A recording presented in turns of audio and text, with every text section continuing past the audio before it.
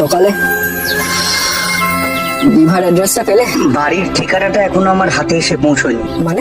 এসে যাবে খুব তাড়াতাড়ি, তবে অফিসের ঠিকানাটা পেয়ে গেছি। অফিস? দিভাই চাকরি করছে? হ্যাঁ, একটা হসপিটালে অ্যাডমিনিস্ট্রেশনে আছে। নক্ষত্র, রাজুদা, তুমি ঠিকানাটা তাড়াতাড়ি জোগাড় করো। ঠিক আছে। নক্ষত্র, নক্ষত্র, গুড মর্নিং। কি হয়েছে বাবা? এখন ঘুম থেকে উঠে থম মেরে বিছানায় বসে আছিস কেন? ধর দুধটা খা। মা, মা, আরে আরে তারা স্কুলে যাবো তো, কি হয়েছে? একটা খুব ভালো খবর আছে মা। কি খবর?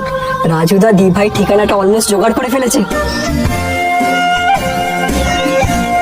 পেয়েছিস?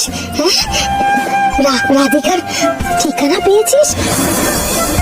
কোথায় থাকে রাধিকা? হ্যাঁ, দিভাই এখন একটা হসপিটালের অ্যাডমিনিস্ট্রেটিভ সেকশনে কাজ করছে। রাধিকা চাকরি করে?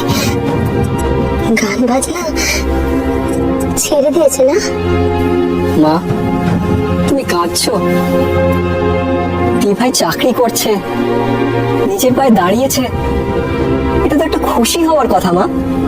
আর তোমাকে দেখো, একদম কেঁদো না মা। শশাঙ্ক ইব্রাহিমী গান বাজনা ছেড়ে একটা সাধারণ চাকরি করছে, এটা কি সত্যি খুশির খবর বাবা? তাই বলে দিভাই নিশ্চয়ই এই সানাই বাড়িতে এসে সাহায্য চাইবে না। দেখেছিস আমাদের মেয়েটা কত দূরে চলে গেছে, তার সামান্য প্রয়োজনের কথা সে তার মাকেও জানাতে পারে না।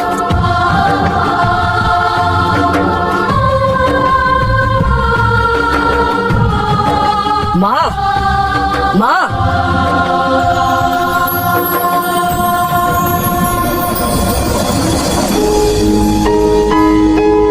আরে রাধিকা, তুমি এখানে?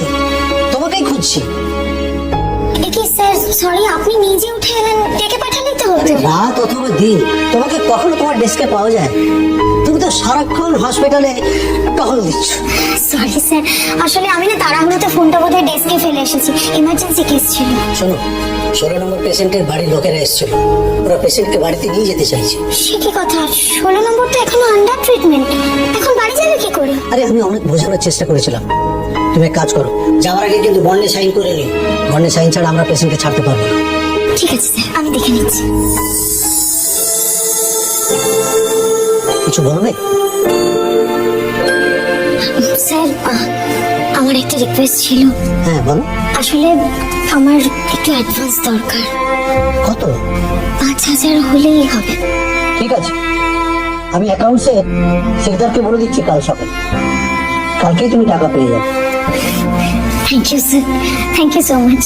সত্যি তোমাকে যত দেখি তত অবাক হয়ে যায়। কেন স্যার? আমি তুমি বিখ্যাত দেবরায় ফ্যামিলির মেয়ে। তোমার বাবা তো কি বলবো, উনি তো ঈশ্বর তুল্য, কিন্তু তুমি তোমার কখনো চাকরির উন্নতির জন্য তোমার পরিবারের কাউকে ব্যবহার করোনি। তুমি তোমার বাবার পদবিও ব্যবহার করোনি। স্যার, এখন তো আমি মিসেস দত্ত। এটাই শেখার তোমার কাছে। স্যার, এই লড়াইটা আমার নিজের।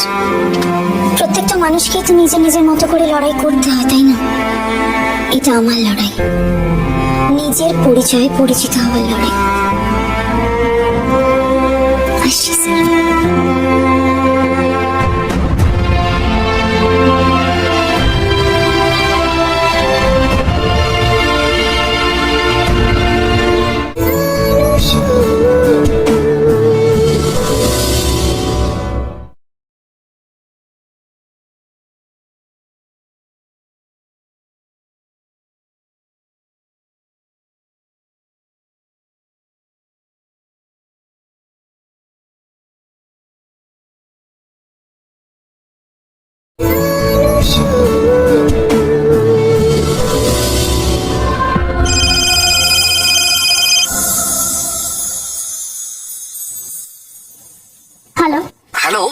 আমি শশাঙ্ক দেব রায় বলছি।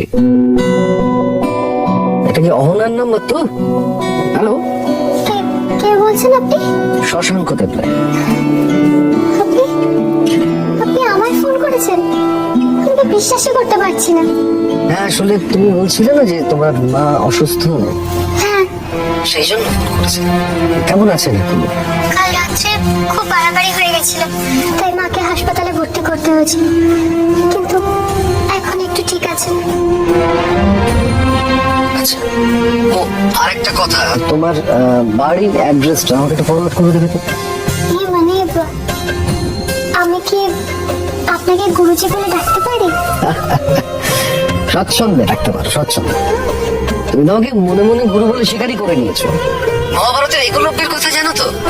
সে গুরু দ্রোণাচার্যকে সরাসরি গুরু হিসেবে পায়নি, কিন্তু তার কাছ থেকে সে শিক্ষা গ্রহণ করেছিল মনে মনে, এবং অর্জুনের থেকে সে কোনো অংশে কম দেখছিল না। জানি। তুমি আমাকে নিশ্চিন্তে গুরুজি বলে ডাকতে পারো। ও হ্যাঁ, অ্যাড্রেসটা পাঠাতে ভুলো না। আচ্ছা, ঠিক আছে। রাখি।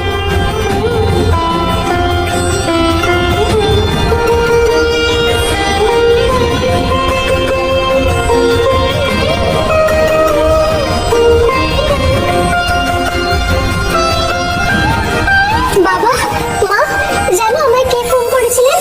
গুরুজি আমায় ফোন করেছিলেন। অসম্ভব কিছু তো নয়, তোর তো আর আমার মতো পোড়া ভাগ্য নয়। একদিন দেখবি তুই তোর গুরুজি শশাঙ্ক দেব রায়ের পাশে বসে গান গাইছিস। কি হলো কার? আমি হয়তো সেদিন থাকবো না, কিন্তু এরকম দিন আসবে তুই দেখি। না, তোমার কিচ্ছু হবে না।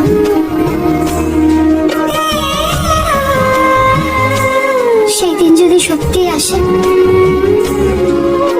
তাহলে তোমরাই থাকবে দর্শকের আসনে। এটাই তো আমার স্বপ্ন।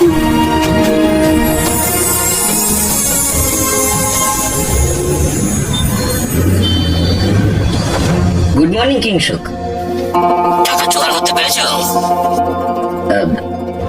না মানে টাকার, তবে আমি চেষ্টা করছি, কয়েকদিনের মধ্যে আমি ব্যবস্থা করে ফেলবো পুরোটা। যেদিন টাকা জোগাড় করতে পারবে সেদিন ফোন করো, ফালতু কথা বলার সময় নেই আমার। কি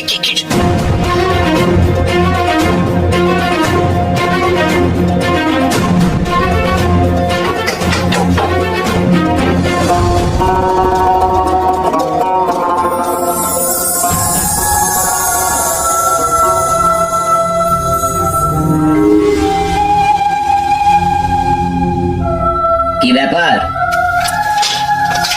কোথায় রাত কাটিয়ে ফেরা হলো শুনি? কি হলো? রোজ খালি ব্যাগ কাঁধে নিয়ে বেরিয়ে যাও, কি ভাবো আমি কিছু বুঝি না? তা আজকে কত ইনকাম হলো? বাবা, আবার বড় বড় চোখ করে তাকাচ্ছ, হ্যাঁ? কত ধার করেছে সে খেয়াল আছে?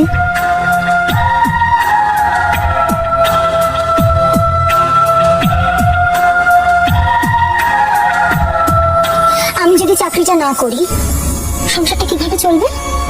ধারগুলো কিভাবে শোধ হবে? ডিউটি যেমন সকালে থাকে তেমন রাতেও থাকে। চাকরিটা তো করলে না, বুঝবে কি করে? আমি মানে এই পল্লব দত্ত করবে চাকরি? আসলে এই শোনো, আমি না গান লিখি, গানে সুর দিই, বুঝেছ? তোমার বাবা তো কোনোদিন আমার কদর করলো না, নাহলে আমিও বুঝিয়ে দিতাম ট্যালেন্ট কাকে বলে।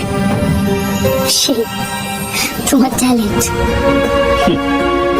আরে শশাঙ্ক দেব রায়ের মেয়েকে কি এমনি এমনি বিয়ে করেছি? হ্যাঁ, আমি ঘরে বসে থাকবো আর তোমার বাপের বাড়ি থেকে টাকা আসবে, বুঝলে?